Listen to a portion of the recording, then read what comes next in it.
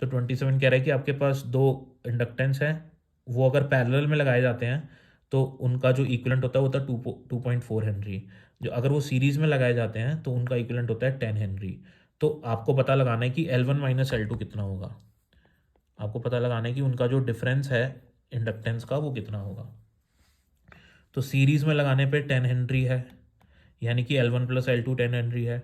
और पैरेलल में जो इक्विवेलेंट होता है वो ऐसे ही होता है, जैसे रजिस्टर्स का होता है ना पैरेलल में, वैसे ही इंडक्टर्स का पैरेलल में इक्विवेलेंट होता है। तो एल पी हो जाएगा ये L1 into L2 upon L1 plus L2, जो कि 2.4 दिया अपन को दिया हुआ है। तो यहाँ से L1 प्लस L2 की वैल्यू है 10 हेनरी, तो मैं यहाँ पे 10 हेनरी पुट कर देता हूँ, मल्टीप्लाई करूँगा तो L1 इंटू L2 की वैल्यू आ जाएगी 24। अब L1 माइनस L2 मुझे चाहिए। L1 माइनस L2 को मैं लिख सकता हूँ under root L1 plus L2 का whole square minus 4 L1 L2।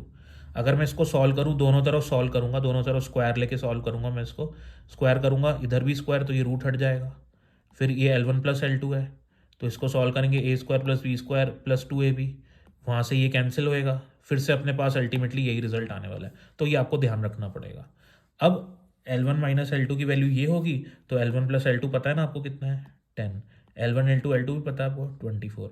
Value substitute करेंगे, सॉल्व करेंगे तो L1 माइनस L2